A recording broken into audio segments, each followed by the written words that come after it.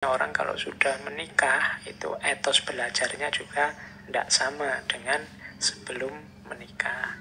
Kalau masih bujang mungkin waktunya bisa lebih bebas, lebih longgar untuk memperdalam ilmu. Kalau sudah menikah ya mungkin tidak sebebas sebelumnya, apalagi kalau sudah ada anak.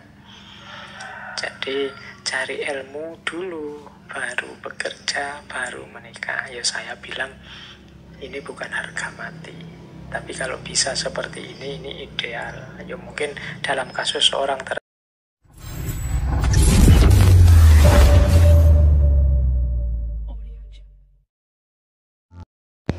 Assalamualaikum warahmatullahi wabarakatuh. Selamat datang di Curahan Kata. Ambil nafas sebentar. Boleh minum. Setuju apa enggak teman-teman yang belum menikah ini ya? Ini nasihat tentang mencari ilmu dan menikah. Mana yang didahulukan, mana yang dikemudiankan. Kalau ini versinya Imam Abu Hanifah. Ini menasehati murid-muridnya begini. Jangan engkau terburu-buru untuk menikah, kecuali setelah engkau tahu bahwasanya engkau sudah mampu untuk bertanggung jawab memenuhi seluruh kebutuhan istrimu. Carilah ilmu dahulu sampai terkumpulkan. Barulah kemudian kumpulkan harta benda dari jalan yang halal. Setelah itu menikahlah. Jadi ternyata urutannya menurut Imam Abu Hanifah, ilmu dulu, baru harta, baru istri. Alasannya apa? Jika engkau mencari harta benda di saat mencari ilmu, maka engkau akan lemah dalam mendapatkan ilmu. Karena harta benda selalu mengajak untuk terus berniaga dengan orang-orang di sekitarmu. Dan engkau akan tersibukkan dengan urusan dunia juga perempuan sebelum engkau benar-benar mendapatkan ilmu. Jika itu yang terjadi, maka waktumu akan tersia-siakan. Dan engkau juga akan mempunyai banyak anak, keluargamu akan menjadi semakin banyak juga. Oleh karena itu, maka engkau sangat berhajat untuk memenuhi kebutuhan-kebutuhan mereka, sehingga akan membuat engkau meninggalkan ilmu. Jadi mudahnya nasihatnya Imam Abu Hanifah, ilmu dulu. Pak, saya cari ilmu sambil kerja. Ya mungkin kalau tidak sangat terpaksa, dahulukan ilmu. Karena kalau engkau mencari harta di saat mencari ilmu, katanya Imam Abu Hanifah, biasanya yang kalah ilmunya. Karena harta sering mengajak orang untuk tidak berhenti mengejarnya. Itu kan alhaakumut takasur hatta zurtumul maqabir. Jauh lebih sibuk cari uang daripada cari ilmu, sehingga nanti ilmunya akan terkalahkan. Jadi cari ilmu dulu kalau memang memungkinkan. Setelah itu baru bekerja, cari harta. Setelah itu baru menikah, istri. Nah ini urutan ideal versinya Imam Abu Hanifah. Ya mungkin dalam kasus tertentu, di situasi tertentu tidak harus persis seperti ini. Tapi kalau memang bisa seperti ini akan bagus. Karena biasanya orang kalau sudah menikah itu etos belajarnya juga tidak sama dengan sebelum menikah. Kalau masih bujang mungkin waktunya bisa lebih bebas, lebih longgar untuk memperdalam ilmu. Kalau sudah menikah ya mungkin tidak sebebas sebelumnya, apalagi kalau sudah ada anak. Jadi cari ilmu dulu, baru bekerja, baru menikah. Ya saya bilang ini bukan harga mati. Tapi kalau bisa seperti ini ideal. Ya mungkin dalam kasus seorang tertentu menikah dulu. Dalam budaya tertentu bisa menikah dulu, kemudian baru cari ilmu, dan kerjanya yo bareng-bareng cari ilmu itu dan lain sebagainya. Bagi saya pelajaran utamanya adalah rancanglah hidupmu secara baik. Jadi jangan asal dijalani atau jangan dicueki sak melaku-melakune, dirancang. Kalau kalian memang ingin mencari ilmu dulu ya dirancang. Mencari ilmunya sampai batas apa, kapan, secara resminya. Terus kalau sudah sampai apa, kalian mengizinkan dirimu untuk bekerja. Kemudian kapan harus pernikahannya. Oke, jadi ini salah satu nasihat dari Imam Abu Hanifah agar kita merancang masa depan kita. Oke, terakhir ini waktunya tidak lama lagi. Ada wasiat dari Imam Abu Hanifah kepada putra beliau yang namanya Hamad. Hamad ini nama yang sama dengan guru beliau. Wasiat ini kalau teman-teman ingin melihat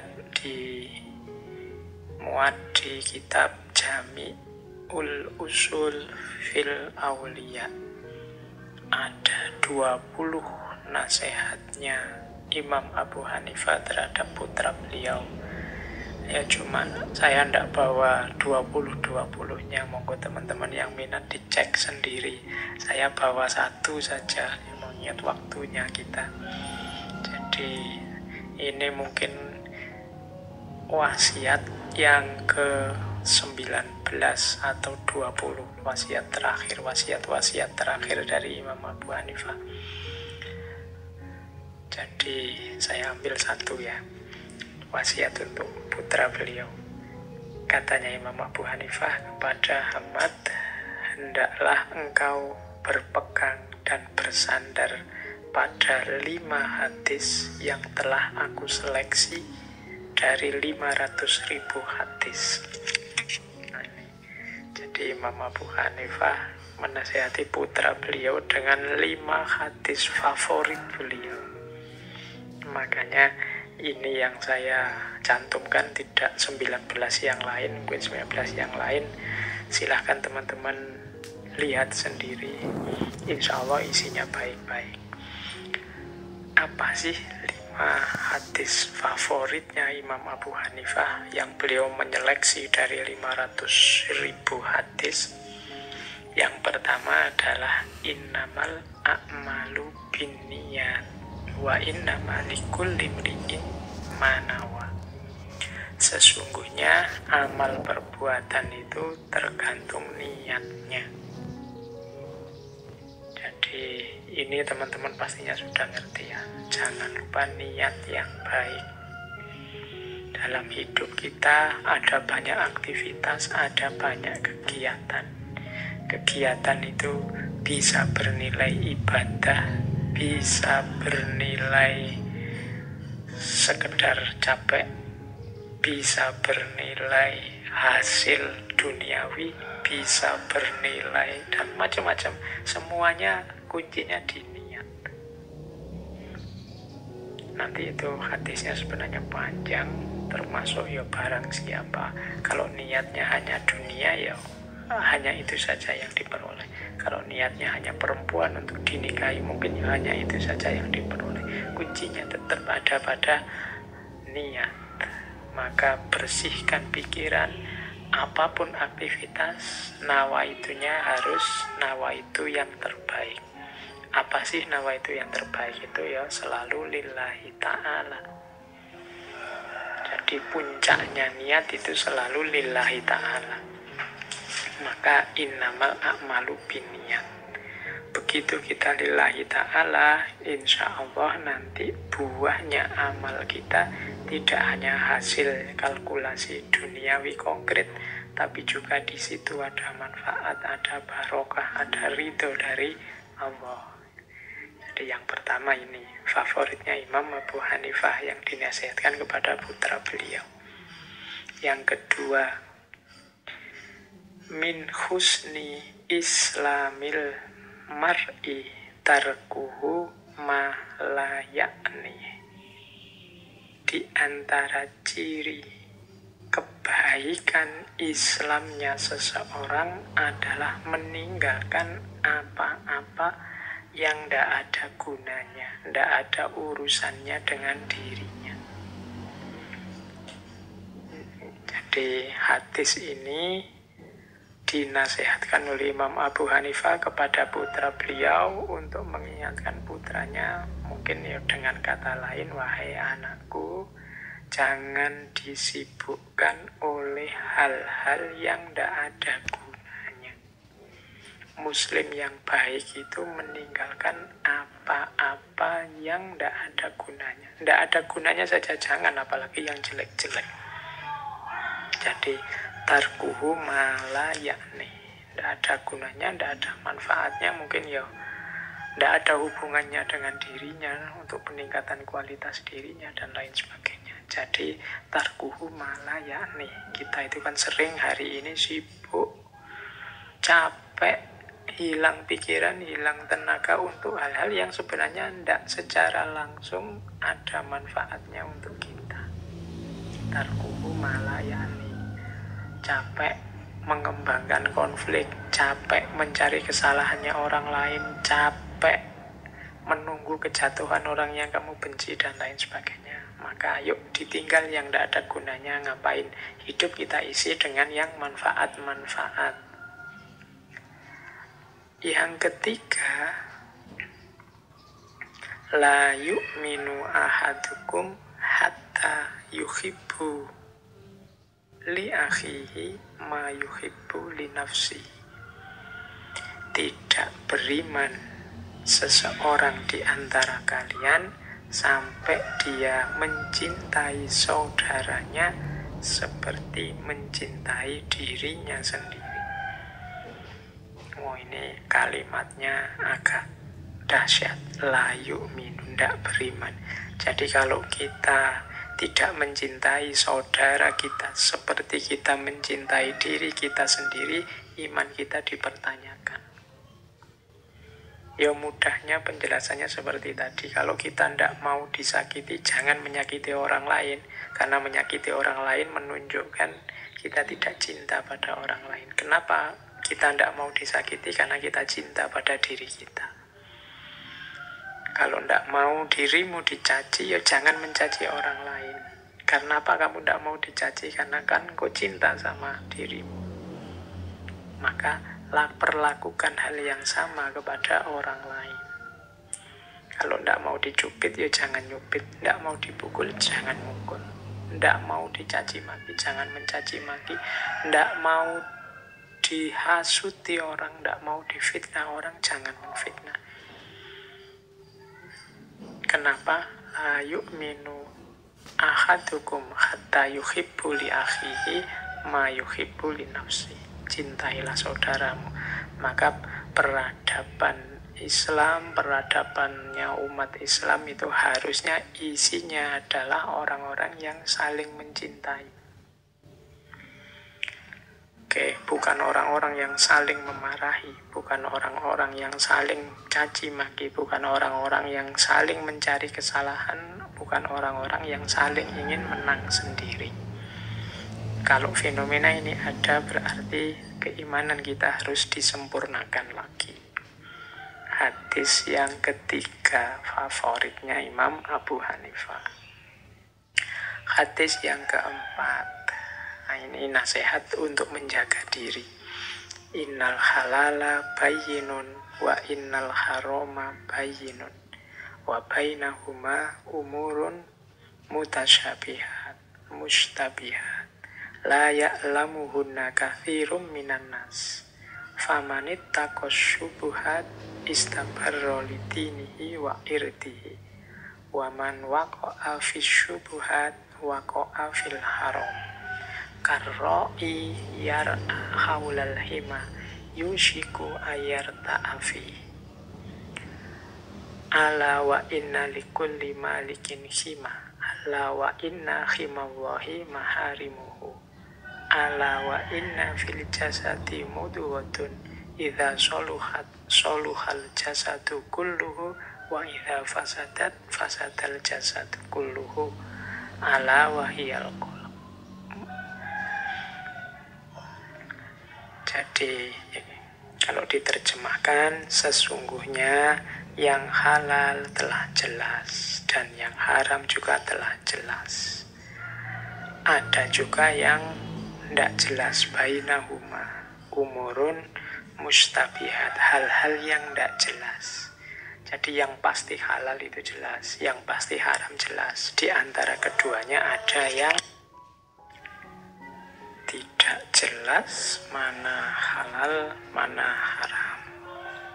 La ya'lamuhunna katsirun minan nas. Banyak orang tidak tahu. Nah, menyikapinya gimana? Barang siapa hati-hati terhadap yang tidak jelas ini, maka agamanya dan kehormatannya akan selamat. Tapi barang siapa yang nekat saja nabrak yang tidak jelas, kemungkinan dia akan masuk ke dalam hal yang haram karena tidak hati-hati. Karroi yar'a haulal khimah, seperti seorang penggembala yang menggembala di tepi jurang, dikhawatirkan akan terjatuh ke dalamnya. Jadi kalau ada yang meragukan ini halal apa haram, mending hati-hati dulu, jangan ditabrak saja, khawatirnya ternyata memang haram. Seperti kalau kita menggembala di pinggir jurang, ya untuk hati-hatinya minggir saja dulu, jangan nekat. Kalau itu jurang beneran kan ya hasilnya fatal. Ala wa inna likulli malikin khimah, sesungguhnya setiap pemilik itu punya jurang-jurangnya, dan jurang-jurangnya Allah itu yang haram-haram. Oke, intinya yang belakang ini yang populer sekali. Sesungguhnya dalam jasad kita ada segumpal daging yang jika segumpal ini baik, maka seluruh tubuh kita, seluruh hidup kita akan baik. Tapi kalau dia rusak, maka seluruh hidup kita juga rusak. Ala wahyal qalb, dan itu adalah kolbu kita. Jadi ini dijelaskan panjang lebar kalau teman-teman belajar di tasawuf, bagaimana vitalnya, bagaimana pentingnya kolb ini. Jadi ini hadis yang keempat tentang hati-hati biar tidak terjatuh dalam keharaman. Kemudian juga untuk menjaga hati kita agar selalu baik, selalu soleh, karena disitulah kuncinya hidup kita. Yang terakhir, yang kelima, al-muslimu man salimal muslimuna min lisanihi wa niyatihi. Jadi muslim yang sejati itu adalah orang yang umat Islam yang lain merasa aman dari mulutnya dan dari tangannya. Jadi hadis ini memberikan parameter pada kita. Kalau teman-teman tanya, aku ini muslim yang baik apa enggak sih? Di antara parameternya adalah coba dicek. Orang lain itu merasa aman enggak dari mulut kita dan dari tangan kita. Nah, kalau mereka aman, mau dekat-dekat dengan kita, enggak mungkin kita menyakiti dia baik lewat mulut atau lewat tangan kita. Ya insya Allah kita muslim yang baik. Hari ini kan kadang-kadang mungkin karena kita suka menjelek-jelekkan orang, atau suka mencaci orang, atau suka memfitnah orang, itu kan berarti orang tidak aman dari lisan kita, sehingga mereka terus menjauh dari kita. Misalnya, jangan deket-deket itu kalau ngomong nyelekit, jangan deket-deket dia kalau maki-maki membuat kita tersinggung dan lain sebagainya. Itu berarti tidak salimah, orang muslim yang lain tidak aman dari mulut kita, apalagi dari tangan kita, disakiti, dipukuli, dirusak dan lain sebagainya. Kalau masih ada ini, ya berarti keislaman kita belum baik. Karena muslim itu cirinya adalah yang lain aman, nyaman, tidak khawatir tersakiti oleh mulut kita maupun oleh tangan kita. Nah, ini salah satu nasihatnya Imam Abu Hanifah kepada putra beliau. Oke, baik. Saya kira ini ya teman-teman materi untuk malam hari ini, memperkenalkan keagungan seorang faqih besar, Imam Abu Hanifah. Semoga hikmah-hikmah yang tadi kita jelajahi sedikit atau banyak memberi manfaat. Syukur-syukur ada maslahat sosial yang bisa kita ambil dari sana. Baik teman-teman, kita lanjutkan lagi ngaji kita minggu depan. Terima kasih sudah menonton, semoga bermanfaat. Terus dukung channel ini agar terus berkembang. Terima kasih.